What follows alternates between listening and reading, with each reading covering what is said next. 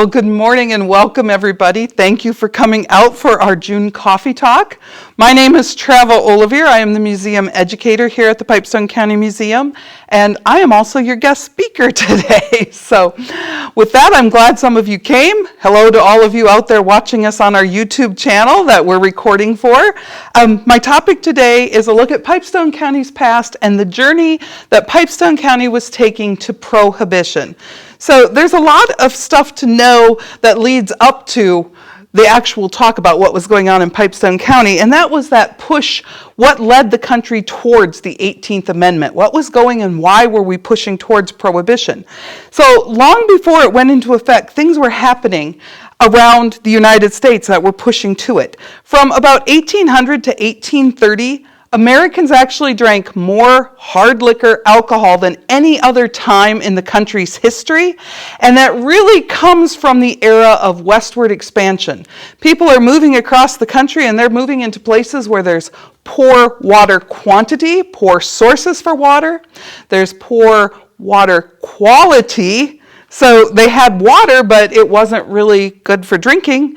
And we're also in an era prior to refrigeration, so storing milk or other things like that was not a viable option either. But as the country moved westward and we started to till and farm more ground, we raised more crops that could be produced into alcohol, which was a safe drinking source. So that was what was happening in the country that led to this, why we were drinking so much alcohol in that era. So on the heels of this increased influx of alcohol consumption, there were people that were believing it was destroying the American family, especially. There were wives and mothers who were, concerned because their husband would get paid and he would go to the local saloon, and that paycheck didn't always come home to purchase the groceries and things needed for the care of the family. There were also wives and mothers that, were not happy that it was ruining their family life. Instead of dad coming home for dinner with the family, he was in the local saloon. And the local saloons were often for men, and they were considered kind of dirty and seedy places where women did not visit. So all of this was feeding into a lot of things happening in America. And out of those things that were going on, a couple of small groups formed that led into bigger groups. And two of the biggest groups that were pushing for, a total abstinence from alcohol in America were the Women's Christian Temperance Union, as well as the Anti-Saloon League. And they were present here in Pipestone County as it settled as well, and their presence was really a grassroots level type of a presence. They worked in the local churches, in the local town halls, giving presentations about all the dangers and evil of alcohol, trying to convince local people to vote locally to ban alcohol. They would get seated as, the township clerk or the county position. And so they weren't a national presence at first. They started across the nation in all the small communities, seating board members and so on that could make local bans on the use of alcohol. One of the first stories that we have about alcohol from Pipestone County is during this era of the push towards Prohibition. And that is the story of Mr. Aaron Arrowsmith. So Mr. Arrowsmith in 1883 had gone into town to purchase groceries for the family and apparently spent more of the family dollars on alcohol at the local saloon than he did on food for the family. After he left the saloon, he actually had to be helped to the sleigh, horse and sleigh that he was driving, and he had just enough alcohol in his system that on his way home he stopped at a couple of houses. The first house was that of Mr. W.B. Brown, where he tried to pick a fight but was chased away. And this is according to newspaper accounts that we know this. He then stopped at Mr. Brown's nephew's home, Luke Brown's home, and had the same intent and was again chased away. So he made a third stop, and that was at the home of Mr. J. Hatfield. And upon that stop, he was intending to repay for some flour that had been borrowed, and then he decided to finally head home. It was the next day that Mr. Arrowsmith's team of horses was seen standing on the prairie, and upon investigation, what was discovered was Mr. Arrowsmith's body frozen on the prairie. Indications seemed to say that he had gotten off the sleigh after getting it stuck in a snowbank, had covered the horses with their blankets, unhitched them, and then had returned to the sleigh where he apparently had laid down, probably in a drunken stupor, and had passed away from the cold, and he froze to death. He was just 50 years old. He was an immigrant from England. He had a wife with 10 children at home.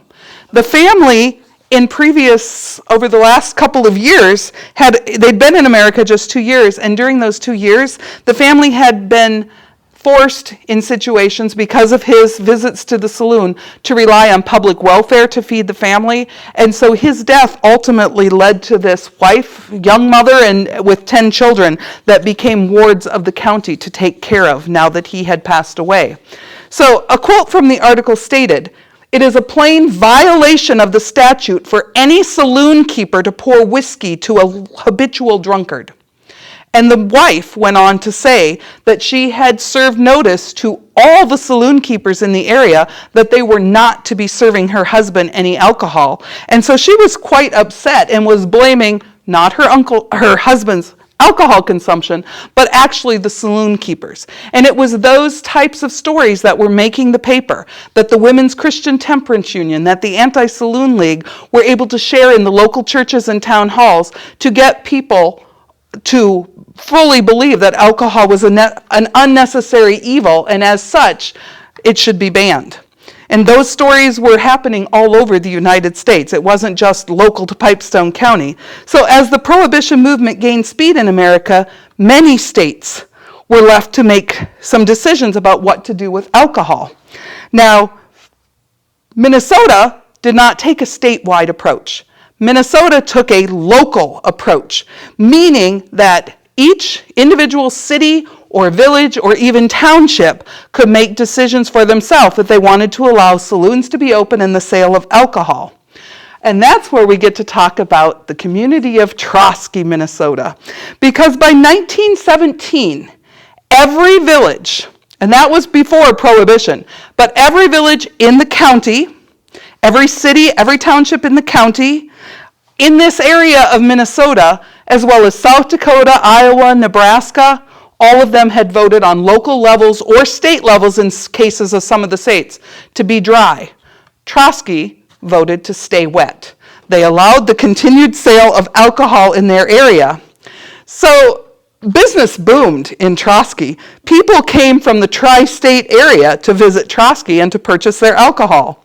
Barns, which were the garages of the day, even in town, because you had a team rather than a car, became wholesale liquor shops overnight. Local individuals purchased large quantities, and you could drive to Trosky and you could purchase it and bootleg it across county or state lines to where you lived. And there were reported, according to newspaper accounts, up to 900 cars that visited Trosky, or teams that visited Trosky on any given day to get this quantity of alcohol. Stories of Trosky are comical in some sense and tragic in others. For instance, there's a story of a hearse that came to Trosky, only it wasn't carrying a body. It was loaded up with alcohol. A procession of cars filled with alcohol followed them out of town, all with their lights on. When they reached the state border, Border Patrol waved them through. Who's going to stop a funeral procession? So bootlegged alcohol made its way through in lots of creative manners, wouldn't you say? There's another story that tells of a young farmhand. His name was Elmer Toms. He actually, and this is one of the tragedies, was hit and killed by oncoming traffic just outside of Trosky. You see, he'd been at Trosky with a friend, and when they left, his hat blew into the street. And because he had been drinking, he walked right out to the street to retrieve his hat without looking for oncoming traffic. And he was hit and killed. There was an investigation, a jury was impaneled, and the driver of the car was found totally innocent. As a matter of fact, according to newspaper, the jury impaneled ruled that it was Elmer Toms's fault himself because he was a victim of, and I quote from the newspaper, too much Trosky. So it had a reputation, did it not? In the following week, there was an article in the local newspaper that told the story of 3 unknown visitors that had come to Trosky and then left Trosky horseback. They left town riding the horses hard and fast. They reached as far as Trent when one of the horses who had been ridden too far refused to go any farther. One of those strangers got off the horse and took the butt end of his whip and beat the horse literally to death because it would not go any farther. And again, because of too much Trosky.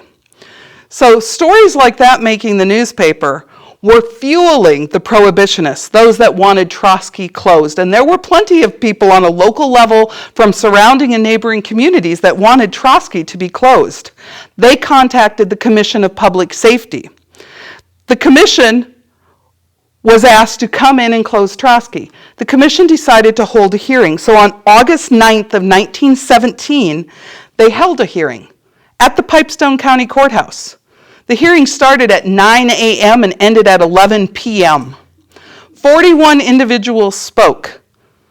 About half of them were in favor of closing Trosky, and they cited lots of reasons, as those that I mentioned in the paper, as well as things like alcohol bottles littering the road on the way into and all roads on the way into and out of Trosky. They cited violence in Trosky because of drunkards having street fights, so to speak, on the streets of Trosky. They cited public safety because cars were parking a half a mile in any direction and walking in because that was as close as they could get to Trosky. The people that wanted Trosky closed said that it was hurting the war effort. Local farmhands weren't reporting to work, they were reporting to Trosky. We had young men serving in the war, and instead of raising food for the war effort, they were drinking in Trosky. What a reason to shut them down. They claimed that soldiers who were on leave were being served in the Trosky bar while in uniform, which was clearly breaking military regulations. So they had lots of arguments as to why Trosky should close. But there were people that were in favor of keeping Trosky open. At the time this hearing was going on in 1917, the saloon owner in Trosky paid an $8,000 liquor license fee. That would equate to about $190,000 by today's standards. Citizens of Trosky didn't want to see the saloon closed. That was a lot of money towards a lot of infrastructure. The Hotel Trosky didn't want to see it closed. Many people that drove to Trosky spent the night at Hotel Trosky. It was a booming business. The saloon was employing 15 individuals as bartenders and servers. It was helping their economy. They absolutely did not want to see it closed, and they made some great arguments as to why it shouldn't be. They claimed that this story of brawls and things could not possibly be happening. It wasn't dangerous on the streets of Trosky because those liquor license fees were used to hire security. And there were checkpoints on every street into Trosky where individuals coming in were forced to check their guns and their knives at the edge of town. So they couldn't possibly be violent on the streets. And local citizens, when Hotel Trosky filled up, were charging $1 a night for you to camp on their lawn. So again, the economy was booming in Trosky. They didn't want it closed. It took about a month. It was September 16th of 1917 that the Public Safety Commission came back with a ruling. They did not close Trosky. They made some changes. Gone were the days of Trosky being able to be open from 8 a.m. to 10 p.m.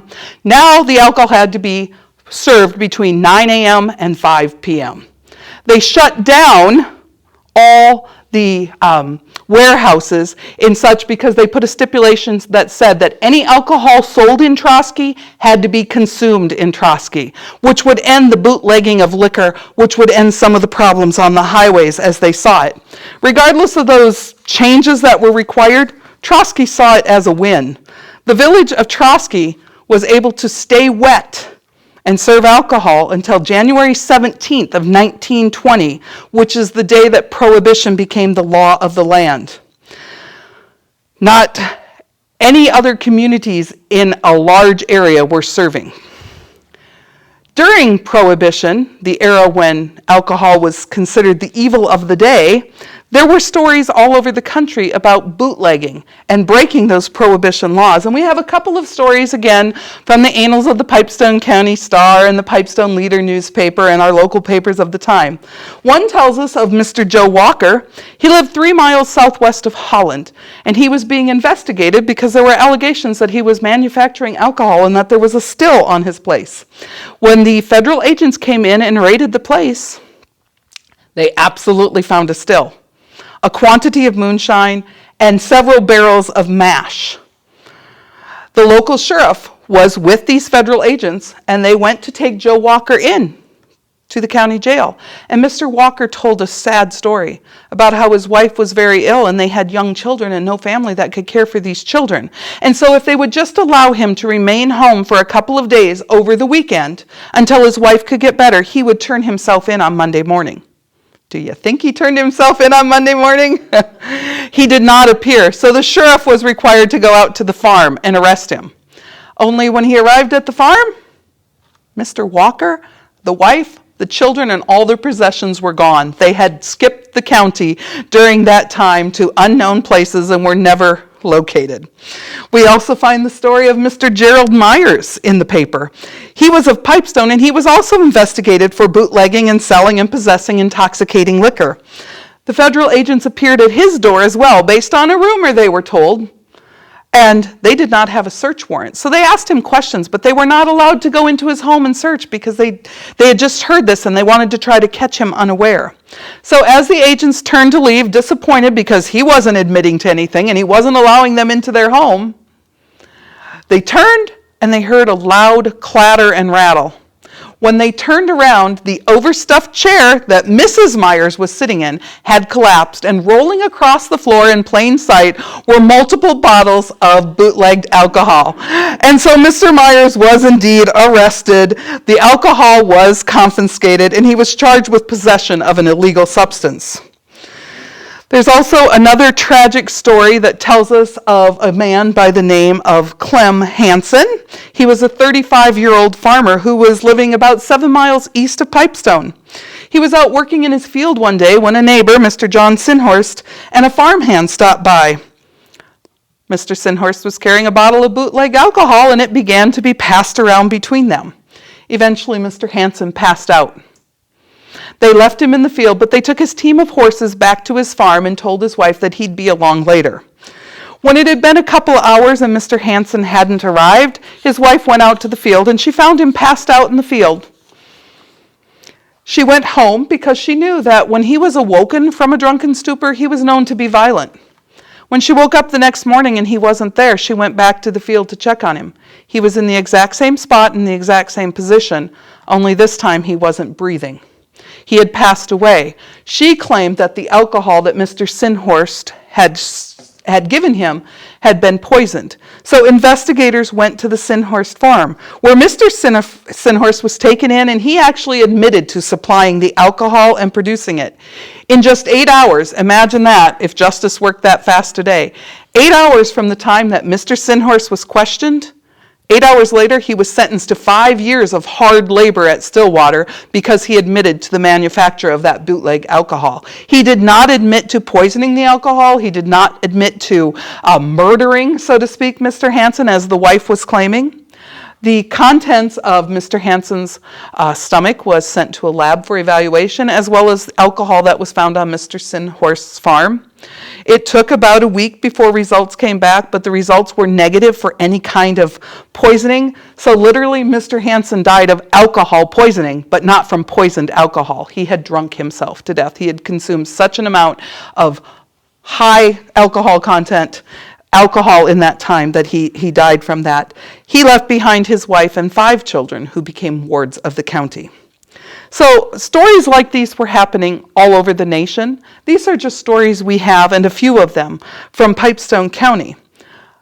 But it was becoming a conscientious or a conscious thing among citizens that prohibition, this be-all, end-all, going to save the family life that prohibitionists were pushing, was not working.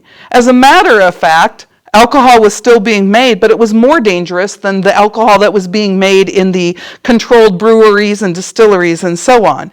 And so the push kind of turned to end Prohibition. And on December 5th of 1933, the 21st Amendment was ratified, and that was something that, allowed alcohol to once again be served all over the United States. Now, that brings us back to Trosky one more time. Because during the time of Prohibition, breweries and distilleries had effectively been shut down. They weren't able to produce alcohol. But as soon as Prohibition was repealed, they could go into effect. Trosky was that one community that had never banned alcohol. So as soon as those breweries and distilleries were manufacturing again, they were able to get a supply and reopen the saloon and get going in business again. All of the other villages, counties, states throughout the United States that had a ban had to hold elections to allow the sale of alcohol in their community before they could once again open any kind of liquor establishment. And so Trosky was one of the last in the nation to close, and it was also one of the first in the nation to reopen with the sale of alcohol, though it never gained the type of business establishment or a climate that it had pre-Prohibition, and a lot of that has to do with just the year. It's 1933. We're in the heart of the Great Depression.